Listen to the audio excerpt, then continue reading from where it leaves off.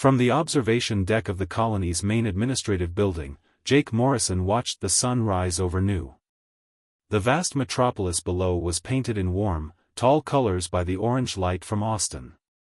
The world was bursting with life, as seen by the busy streets and green parks that were visible between the buildings stretching towards the sky. 3 generations of people lived here, and they had worked hard to transform this colony into what it is now. As he watched the morning traffic start to move, Jake gave a lovely smile. Along the broad routes where children walked, ground cars transported goods in orderly patterns across the air. This is what humanity can accomplish when they attend school in groups, their laughter carried by the morning wind. New Austin was evidence that people can create anything positive in the skies, his assistant Mary said. "The morning report, sir," Colin said, as she handed him a data pad and a cup of coffee upon entering the room. The Kalulturari traders' request for goods trade deliveries from the Zepyrian planets was met on time.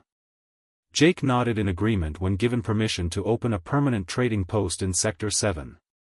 The relationships with extraterrestrial species had taken years to develop, but they were worth the effort, as he discovered after reading through the reports. The Zepyrians were a calm race that freely shared their knowledge and technology, while the Kalulturari were not. These friendships made New Austin stronger and more because they were with honest traders who brought things from all over the galaxy. Jake said that since the Kalari have been excellent partners, they should be given the thumbs up to prosper.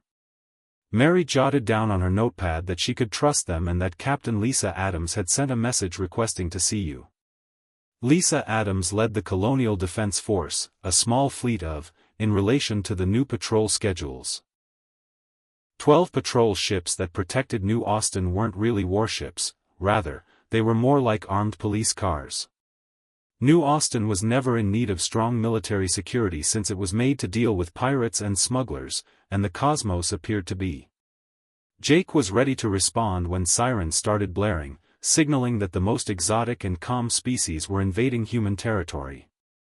An automated voice shouted, "Unknown vessels detected at," while red warning lights flashed across the structure. Every member of the System Edge defense team must report to their posts right away, and Mary abandoned her. Jake and his data pad dropped his coffee as they both hurried to the communication center, where there were over 100 engineers. Worked at gleaming displays that showed the outside boundary of their solar system, where there were 12 red dots. Jake inquired of the duty officer Lieutenant Sam, "What are we looking at?"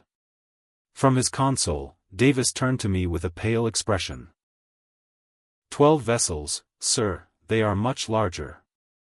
They are heading directly, and they are not answering our efforts to communicate, which is unlike anything we have ever seen. Jake experienced a cold fear in his stomach for us. Are they Zafran Kalari? No, sir. These are completely unknown because the ship designs don't match anything in our database. The red dots on the screen increased. As the vessels drew closer, Jake could see they were enormous, at least 10 times as large. The design was odd, being several times larger than the biggest patrol vessel in New Austin. Like they were cultivated, crystalline structures protruded from smooth hulls that appeared to move and alter as if they were grown. "Get Captain Adams on the line," Jake instructed, "and send an emergency message to Earth telling them we may require assistance and has an unknown connection." The extraterrestrial vessels fired beams of purple light before anybody could reply. The orbital defense platforms of New Austin, which are intended to protect against asteroids, were hit by the energy from space. And tiny pirate vessels exploded like fireworks in the sky at night. As the 12 foreign ships assaulted someone, Jake looked on in amazement. Destroyed all orbital infrastructure around New Austin trade and communication satellites. The aliens moved with precision, destroying all of the mines and stations in a matter of seconds. With efficiency, Captain Adams's voice crackled over the line, concentrating on anything that might be able to defend itself or ask for assistance. "This is Adams, I'm bringing my ships up to engage the intercom colony control." Jake called back Lisa, saying, "Wait, we'll buy you as much time as we can against the enemy. You only have a certain amount of time, so wait. They own 12 ships, the same number as we do, but theirs are far larger, as I know. Jake, take care of the odds, but I won't let them harm our folks without a fight. From New Austin, 12 little blue dots rose to the tactical display, which colony Jake observed. Meet the Red invaders. Captain Adams led his little force with bravery, but the Red attackers. The combat lasted 18 minutes, and the alien ships were too massive, too strong, and too sophisticated for the outcome to be in question. The blue dots that Captain Adams fought vanished one at a time from the screen. Her ship didn't explode in a bright flash until she crashed it into one of the alien ships.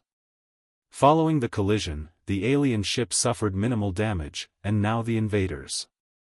After moving into orbit around the planet and positioning themselves over New Austin, they shifted their focus to the city itself.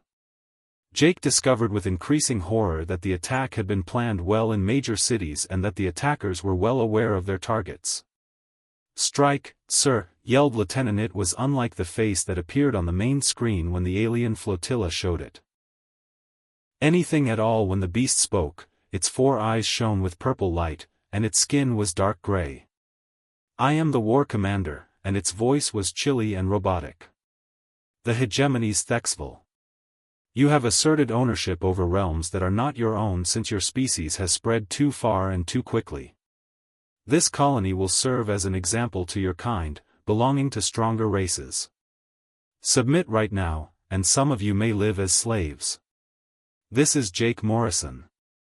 Jake advanced, his fear turning into rage. "We are a peaceful colony in New Austin, and we have not committed any crime. Our citizens are innocent, Dexel."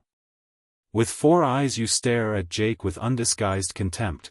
"You are wrong to exist in the world. The natural order is threatened by quick growth. Today, you learn your place. The strong rule the weak." The alien ships began firing on the planet below as soon as communication ceased, and the capital was hit by purple beams. Even through the thick walls of the city, where the streets and buildings were melting, Jake could hear the screams of his people. "The administrative hub sends the message to Earth," Jake screamed above the din. "Tell them what's going on here." Mary was working hard at her console attempting to set up quantum contact with. "Sir, I'm unable to get through to Earth. They are blocking everything." Jake understood they were doing. To die all of the 2.5 million individuals who had done nothing wrong but make a good living among the aliens weren't just conquering New Austin, they were annihilating it, too.